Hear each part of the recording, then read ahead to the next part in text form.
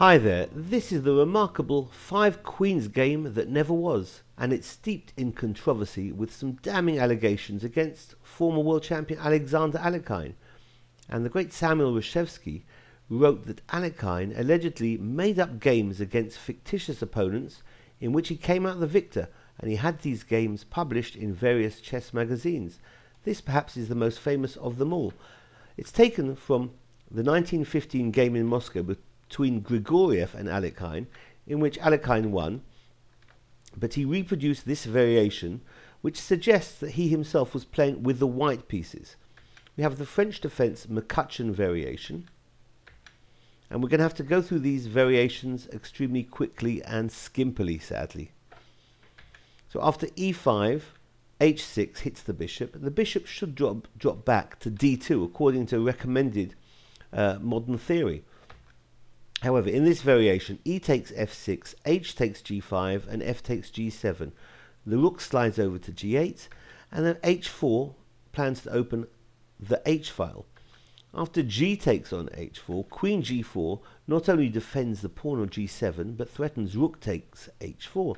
So the bishop drops back to defend, but now g3 is played to open up the h-file again, and to threaten g takes on h4. So black counters with c5, and in this variation we've got g takes h4. In the actual game, Grigoriev against Alekhine, Grigoriev as white castled, long castled, and went on to lose. So Alekhine prefers this variation for white.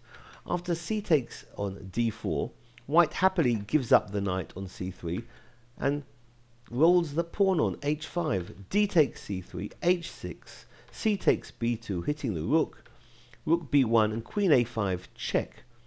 The queen's going to be taking on a2 and hitting the rook on b1. So after king e2, queen takes a2, threatening the rook, and white gives up that rook by playing the move h7. After queen takes b1, and now h takes on g8, we've got 3 queens on the board.